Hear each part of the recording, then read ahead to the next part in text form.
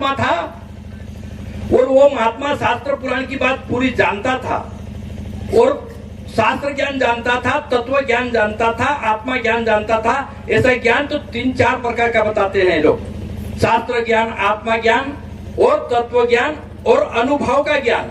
लेकिन ये चारों ज्ञान जानते हुए भी उन्होंने सत्संग करी। बहुत से लोग जैसे यहाँ पे सत्संग सुनने के लिए आते थे, लेकिन एक आदमी अच्छा घर का था, तगड़ा था और पैसे वाला था, ईमानदार।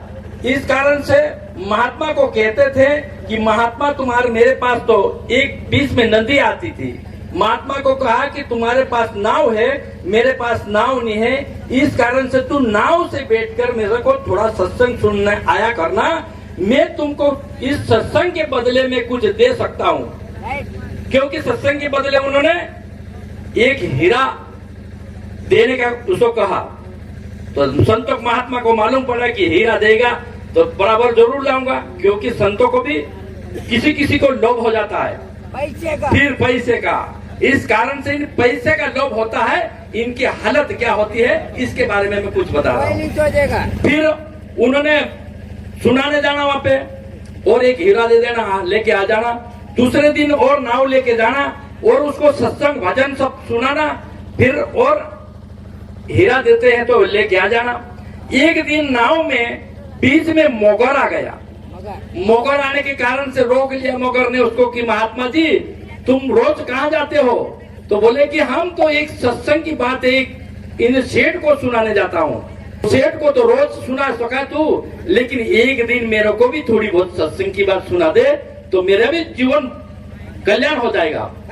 तो उसने बोला कि भाई सत्संग की बात, वो महात्मा ने सुना कि मैं मोगर को सत्संग की बात सुना के मेरे को क्या मिलेगा? मैं वहां सेठ के पास जाता तो मेरे को बहुत सारा चीज हीरा दे देंगे। तो मोगर ने करा कोशिश, लेकिन उसने नहीं बोल दिया। लेकिन मोगर ने एक सोने की चेन बता दी कि मैं अगर मेरे को सत्संग सुनाएगा तो मैं तुमको एक सोने की चेन दूंगा। महात्मा के मन में आ गया कि नहीं, हीरा से ये चेन जरा थोड़ी बड़ी लग रही है, इस कारण को यहाँ सुनाना जरूरी है। फिर उसने वहां पे सुनाना चालू करा, मोगर को सत्संग की बात खूब सुनाई और शाम को एक चेन लेके चले गया। दूसरे दिन आया और सत्संग की बात सुनाई और चेन दिया।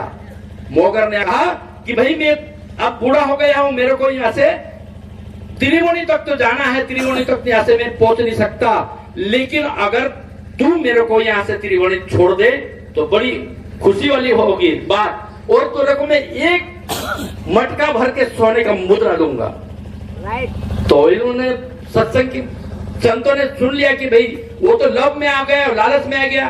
चलो ठीक है, मोगर को एक नाव के पीछे बांध के त्रिवेणी में ले जाके छोड़ दिया। छोड़ने के बाद इसने एक मटका सोने का मुद्रा दिया और दिया तो फिर ले लिया, चल दिया। लेकिन इतना सारा सोना दिया है तो पीछे भी जरा मुड़ के तो देख लूं एक बार मोगर को। तो पीछे मुड़ के देखा तो मोगर ने खूब हंसा उसको देख के। तो इनका मन में लगे कि मेरे को देख के यार मोगर अभी हंसा क्यों, इस हंसने की कारण क्या है? उन्होंने पूछा कि हंसने की कारण क्या है भाई?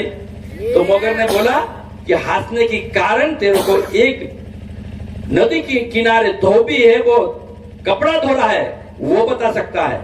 तो वो बोले कि मैं तो बहुत बड़ा संत हूँ, धोबी के पास जाके क्यों पूछूं? लेकिन उन्होंने मोगर ने कहा धोबी को नहीं पूछना, धोबी को गधे को पूछना है तेरे को, क्योंकि वो क्यों हंसा, हंसने के कारण वो बता सकता है। लेकिन संत घर गया, घर जाने के बाद फिर मन में वही विचार कि भाई मोगर हंसा तो क्यों हंसा? तो अब और ऐसी तो बात मिलना नहीं है, मिलेंगे तो धोबी के गधे के पास मिलेंगी।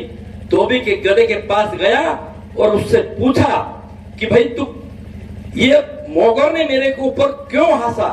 तो उन्होंने कहा कि भाई ये इसलिए हंसा है कि मैं भी पहले संत था खूब बड़ा, लेकिन मेरा संतन जो ज्ञान था गुरु का वो मैंने किसी मोल बांटा किसी को, और किसी को ऊपर लालच में आकर कई चीज में लेने के बाद देता था।